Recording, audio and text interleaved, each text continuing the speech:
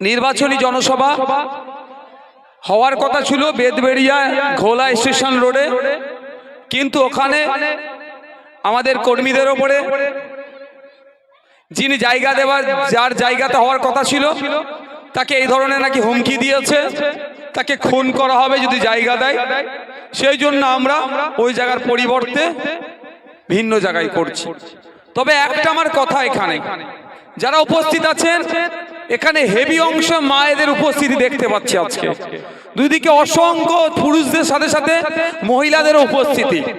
এটা একটা জিনিস প্রমাণ করে দিচ্ছে এই ভবদাদের দলেরা 1200 টাকা 1000 টাকায় মায়েদেরকে কিনে রাখতে পারবে না। এই বিভাস দ্বারা যতই 1200 টাকা 1000 টাকায় ভুলিয়ে রাখার চেষ্টা করুক না কেন, মায়েরা তার ছেলেদের ভবিষ্যতের কথা ভেবে, মায়েরা তার ছেলেদের কথা ভেবে যে চাকরি যদি আগামী দিনে না বিক্রি হয় সেই কথা ভেবে চাকরি চুরি বন্ধের জন্য, রেশন চুরি বন্ধের জন্য, আদিবাসীদের জলজমি জঙ্গলের অধিকার যেটা হনন হচ্ছে সেটাকে বন্ধ করার জন্য, ওয়াকফ প্রপার্টি উদ্ধার করার জন্য, মাদ্রাসায় শিক্ষক নিয়োগের জন্য, এক কথায় আর্থসামাজিক ভাবে ডেভেলপমেন্ট করার জন্য মায়েদেরকে 1000-1200 টাকায় আটকে রাখতে পারেনি। আজকে প্রোগ্রামটা হওয়ার কথা ছিল, বা এদিকে আসবে না, ওইদিকে ওই দিক থেকে ওইদিকে যাও, ওইদিকে আসতে হবে না, আমার গায়ের কাছে আসতে হবে না।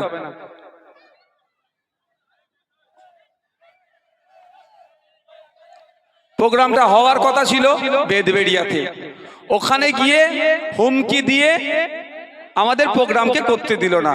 এবার আপনাদের কয়েকটা কথা বলবো। এখানে ভোট আসবে, ভোট দিয়ে ইচ্ছা হলে দেবেন, না হলে দেবেন না, কিন্তু আমি আপনাদের কটা কথা বলি। নিশ্চিতভাবে এই মাইকের আওয়াজটা এখন তৃণমূলের বন্ধুরাও শুনছে, তো আশপাশে তো তৃণমূলের বন্ধুরাও আছে, আর আশা করব বেদবেড়িয়ার তৃণমূলের ওই বন্ধুগুলোরও কানে যাবে যে যারা আমাদের কর্মীর বাড়িতে গিয়ে, জমি মালিকের বাড়িতে গিয়ে হুমকি দিয়েছে, চমকেছে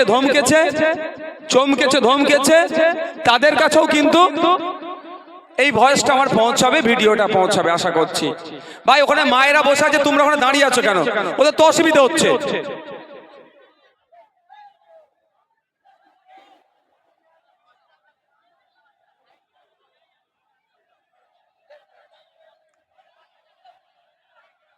আপনারা যারা উপস্থিত হয়েছেন এখানে, আপনারা যদি হাত তুলবেন, কতজনের পরিবারের ছেলে মেয়েরা বেসরকারি স্কুলে পড়ে?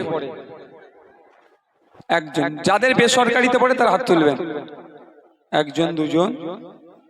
বেসরকারির কথা বলছি, সরকারির কথা বলছি না। মানে টাকা দিয়ে পড়ান কতজনের বাচ্চাকে? প্রাইমারি স্কুলে গেলে তো উল্টে মিড ডে মিল দিচ্ছে, আপনার কত ভালো হচ্ছে না? খান 10 মানুষ। এখানে আপনাদের বলি, আপনাদের এলাকার যিনি বিধায়ক তার নাম কি? বিভাস সর্দার। ডাক নাম কি? ভবদা। তো ভবদার ছেলে মেয়েরা কি সরকারিতে পড়ে না বেসরকারিতে? ভবদার আত্মীয় স্বজনেরা কোথায় পড়ে? সব বেসরকারিতে। কিন্তু ভবদাদের নির্দেশে আমাদের কর্মীর বাড়ি গিয়ে যে আজকে বললো তুই যদি জায়গা দিস তোকে খুন করব, তার ছেলে দেখুন বাচ্চাটা সেই সরকারিতে পড়ে। আমার বক্তব্য এখানে, আপনারা যারা উপস্থিত হয়েছে আমি কয়েকটা কথা বলবো, একটু শোনার চেষ্টা করবেন। ভাই ভেতর দিকে কাউকে আর ঢুকতে হবে না, ওখানেই থাকুন আপনারা।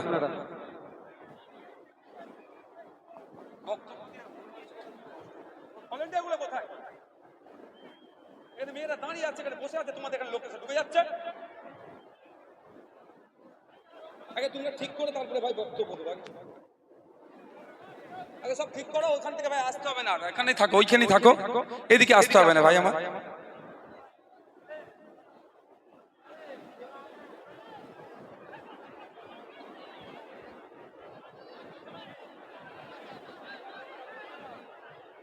আমরা কি ছেলে মেয়েকে এক জায়গায় দিয়ে গুজাগুজি ঠেলাঠেলি করবো নাকি? আমরা সেই কালচার নাকি আমাদের?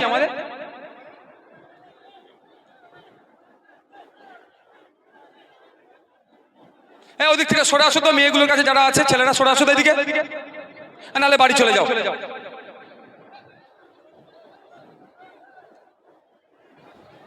ঠিক করে নাও, তারপরে আমি বক্তব্যটা দিই।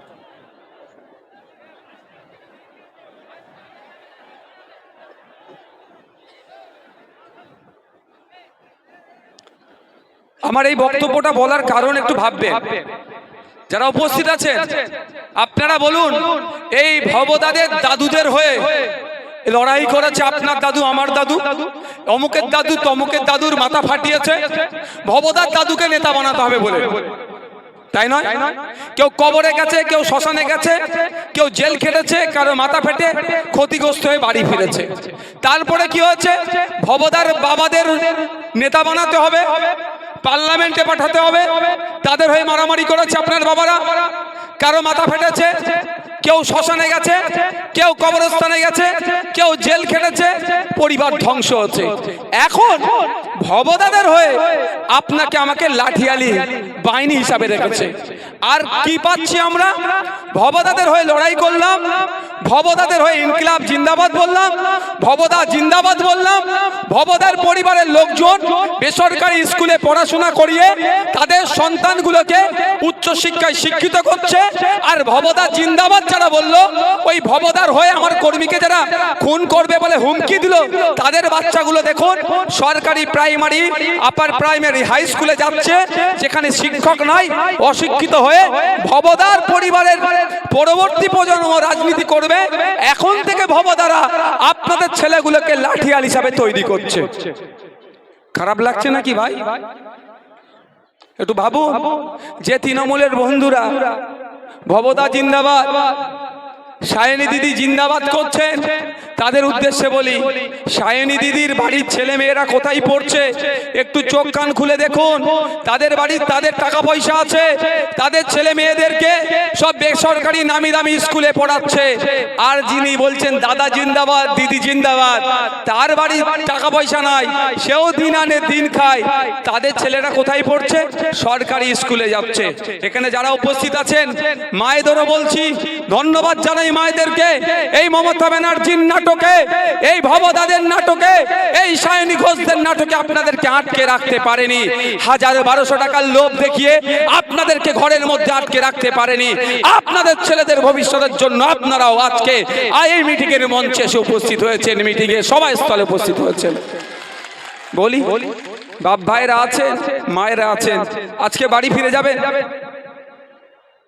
আজকে বাড়ি ফিরে গিয়ে বাড়ির যে বাচ্চাগুলো আছে, ফুটফুটে সন্তানগুলো, কেউ ক্লাস 3-তে পড়ে, কেউ ক্লাস 4-এ পড়ে, কেউ 5-এ পড়ে, কেউ 6-এ পড়ে, তাদেরকে একবার জিজ্ঞাসা করুন, ও ইংলিশ অঙ্কের বইটা খুলে দিন, গিয়ে 3-এর বাচ্চাকে বলুন, বাবু তুই 3-তে পড়িস, একটু অঙ্কটা করে দে। 6-এর বাচ্চাকে বলুন, 6-এর বাচ্চাকে বলুন, বাবু তুই ক্লাস 6-এ পড়িস, ইংলিশে তোর নাম, তোর বাপের নাম, তোর মায়ের নাম, তোর ঠিকানা, কোন স্কুলে পড়িস একটু লিখে দে। দেখবেন 100টার মধ্যে 90টা বাচ্চা পারছে না। কেন? সরকারি স্কুলে পড়ছে তো। সরকারি স্কুলে সুকৌশলে আপনার ছেলেকে অশিক্ষিত তৈরি করতে চাইছে এই ভবদারা। কারণ আপনার ছেলে যদি শিক্ষিত হয়, ভবদার ছেলের হয়ে বোম মারবে কে? ভবদার ছেলের হয়ে মারামারিটা করবে কে? ভবদার ছেলের হয়ে খুনাখুনিটা করবে কে? ভবদার ছেলের হয়ে উত্তা লুট করবে তাহলে কে? বুঝতে পারছেন না? ভবদা একদম বিধানসভায় আমার একদম পেছনে সিটেই বসে, আমি এখানে বসি, ভবদা এখানে বসে। আমি যদি ভুল বলি, ভবদা আমাকে বিধানসভায় গিয়ে ধরবে। কিন্তু আমি আপনাদের বলি, তাহলে কৌশলটা কি বুঝতে পেরেছেন? ভবদাদের বাবাদের হয়ে আপনার বাবারা লড়াই করলো, ভবদাদের বাবাদেরকে নেতা করলো। ভবদাদের দাদুদের হয়ে আপনার দাদুরা লড়াই করেছিল, ভবদাদের দাদুদেরকে নেতা করেছে আপনারা। কিন্তু পেলামটা কি? ভবদাকে যে বলবেন দাদা, বা তৃণমূলের নেতাদেরকে বলবেন দাদা আমাদের ক্লাবের ক্যারাম বোর্ডটা খারাপ হয়ে গিয়েছে, এটা ক্যারাম বোর্ড কিনবো, ম্যাচ বোর্ড কিনে দেবে। দাদা টিভিটা একটু ঝিলঝিল করছে, 52 ইঞ্চি এলসিডি কিনে দেবে। আর তাদেরকে যে বলবেন দাদা আমাদের বাচ্চাগুলো যে প্রাইমারি স্কুলে পড়ে, টেবিল চেয়ার ঠিকঠাক নাই, বোর্ড নাই, ডাস্টার নাই, শিক্ষক নাই, ওগুলো একটু ব্যবস্থা করুন না। আচ্ছা দেখছি হবে, দেবে না। কারণ কি? চায় না ভবদারা। চায় না তৃণমূলের নেতারা, চায় না এরা যে আপনার ছেলেটা শিক্ষিত হোক, আপনার ছেলেটা বই খাতা পেন ধরুক। তাহলে যদি আপনার ছেলেটা বই খাতা পেন ধরে নেয়, তাহলে জেনে যাবে কাউকে মারতে যাচ্ছি, যদি আধমরা হয়ে যায়, যদি মাথা ফেটে যায়, 307 খেয়ে সে জেলে যেতে পারে। আর যদি মারতে মারতে মরে যায়, 302 খেয়ে জেলে গেলে আর জেলের বাইরে বার হতে পারবো না। তাহলে আপনার ছেলে কি আর লড়াই করবে? আপনার ছেলে কি আর মারামারি করবে? তাহলে তো ভবদাদের লস হয়ে যাবে। ভবদারা উন্নয়নের জোয়ার বললেও উন্নয়ন ভবদার বাড়ি পর্যন্তই সীমাবদ্ধ, পাড়ার লোকের কাছে এসে পৌঁছায় না। খারাপ লাগছে নাকি?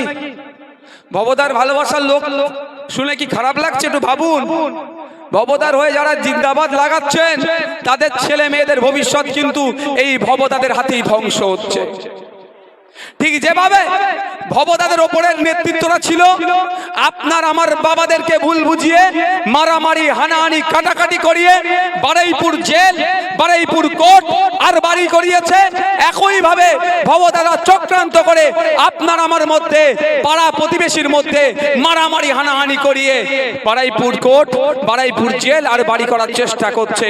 আর আমাদের পরের প্রজন্ম যাতে এই কাজে নিয়োজিত থাকে, সেই জন্য সুকৌশলে আপনার আমার বাচ্চারা যেখানে পড়াশোনা করে সেই সরকারি প্রাইমারি স্কুলগুলো থেকে শিক্ষক সুকৌশলে নিয়োগ করা বন্ধ করে দিচ্ছে। মায়েরা, বাপেরা যারা আছেন, বলছি খারাপ ভাবে নেবেন না। বাড়ি যাবেন, গিয়ে জিজ্ঞাসা করবেন আপনাদের বাচ্চাগুলোকে, এই ইংলিশে একটু লিখে দে তো 2-4 কলম, পারবে না। তাহলে আপনার ছেলের ভবিষ্যৎটা কারা ক্ষতি করছে? এই মমতা ব্যানার্জি সরকারেরা করছে, এই সায়নী ঘোষেরা করছে, যাদের কাজ ছিল আপনার ছেলের হাতে বই পেন খাতা তুলে দেওয়া। তার পরিবর্তে আপনার ছেলে আগামী প্রজন্মের কাছে যাতে গুন্ডা, মস্তান, লাঠিয়াল, দাঙ্গাবাজ, খুনি এই তকমা পাই, তার জন্য আপনাদের বাচ্চাদের হাত থেকে বই খাতা পেন কেড়ে নিচ্ছে। আমাদের লড়াই এই বাচ্চাগুলোর হাতে বই খাতা পেন ফিরিয়ে দেওয়া। বাচ্চাগুলো স্কুলে যাবে, মানুষ হবে, বাংলাকে এগিয়ে নিয়ে যাবে, দেশকে এগিয়ে নিয়ে যাবে এই হরিমুলের ছেলেরা। সেটাই হচ্ছে আমাদের লড়াই। ওই জন্য আমাদের উপর এত রাগ। আরে সব দল তো প্রার্থী দিয়েছে। ডক্টর অনির্বাণ গাঙ্গুলি বিজেপি থেকে দাঁড়িয়েছে, তাকে ডিস্টার্ব করতে শুনেছেন? উনি তো বিজেপি, উনাকে ডিস্টার্ব করেনি। ডিস্টার্ব কাকে করছে? নওশাদ সিদ্দিকীদেরকে, নূর আলম খানেদেরকে আর খাম চিহ্নকে। যারে কেন করছে? খাম চিহ্ন ক্ষমতায় আসলে এই সব গুন্ডামি, মস্তানি, তোলাবাজি টোটালটাই আমরা নির্মূল করে দেব। মায়েদের ধন্যবাদ জানিয়ে বলি, আপনাদের উপস্থিতি আমাকে অনেকটা ভাবাচ্ছে, ভালো লাগছে। তবে মায়েদেরকে বলছি, দায়িত্ব নিয়ে যদি আগামী দিনে আমাদেরকে বাংলা পরিচালনার দায়িত্ব তুলে দেন মায়েরা আমাদের হাতে। এই মমতা ব্যানার্জি 2011 সালের আগে বলেছিল যে এই মুসলমান খাত্রে মে হ্যায়, মুসলমান খাত্রে মে হ্যায়, মুসলমানের শিক্ষা নাই, স্বাস্থ্যে মুসলমানের তলনিতে চলে গিয়েছে, সরকারি চাকরি নাই, ওয়াকফ প্রপার্টি উদ্ধার করব। কিন্তু দুঃখের বিষয়, যে কটা কথা বলেছিল সবটাই ব্যর্থ হয়েছে, একটাও পূরণ করেনি। এখানে বিভিন্ন বুথের মানুষেরা আছেন, একজন হাত তুলে বলুন আপনার বুথে এই ভবদারা, এই মমতা ব্যানার্জিরা, এই সায়নী ঘোষ মহাশয়রা এই 13 বছরে একটা নতুন শিক্ষা প্রতিষ্ঠান গড়ে তুলেছে। বলতে পারবেন কেউ আছে? এই দূরে কেউ থাকলে বলবেন কেউ আছে যে আপনাদের বুথে একটা নতুন শিক্ষা প্রতিষ্ঠান গড়ে তুলেছে? দেয়নি।